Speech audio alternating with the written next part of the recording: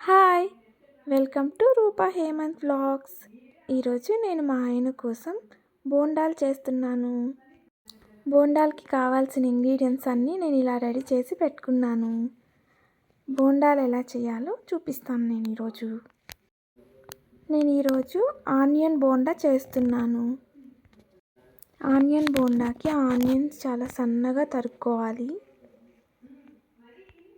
ఇప్పుడు ఒక బౌల్ తీసుకొని అందులోకి ఆనియన్స్, శనగపిండి,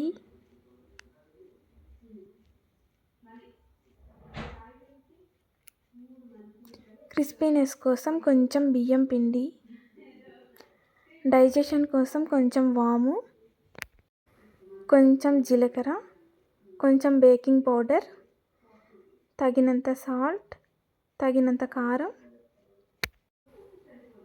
కొంచెం కరివేపాకు, కొంచెం కొత్తిమీర,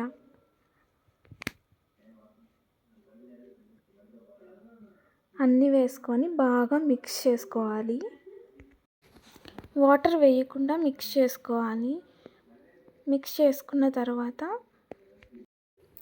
కొంచెమే వాటర్ వేసుకోవాలి. ఎక్కువ వాటర్ వేసుకుంటే బోండాలు క్రిస్పీగా రావు.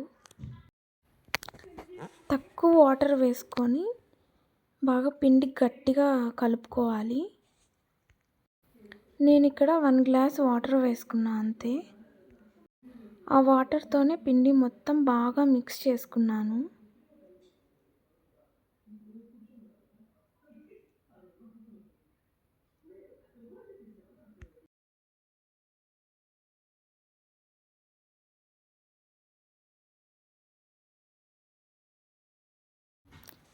పిండి ఇలానే గట్టిగా ఉండాలి.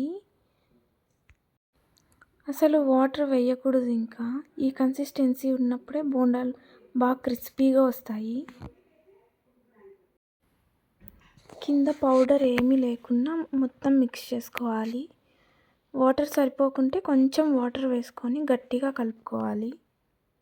పిండి బాగా కలుపుకున్న తర్వాత ప్యాన్ పెట్టుకొని ఆయిల్ వేసుకోవాలి.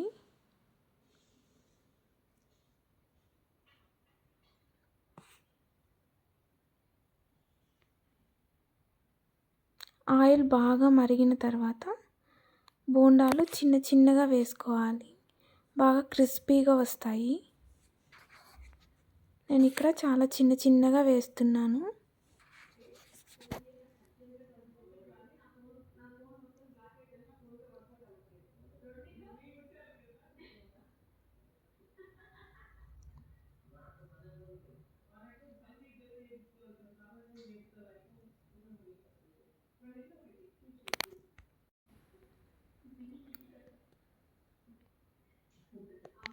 వేసుకున్న వెంటనే మిక్స్ చేయకూడదు. కొంచెం సేపు ఆగిన తర్వాత మిక్స్ చేసుకోవాలి. నాకు బోండాలు బాగా క్రిస్పీగా వచ్చినాయి.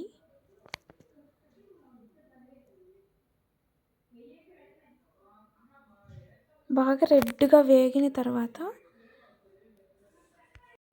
బోండాలు తీసేయాలి ఆయిల్లో నుంచి.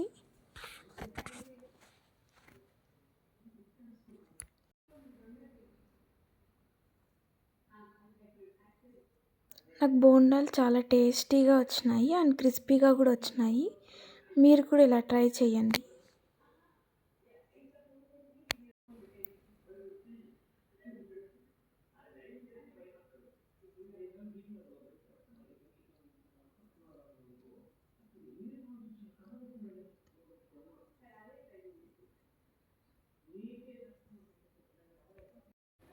మా ఆయన కోసం నేను ఇలా బోండాలు రెడీ చేశాను.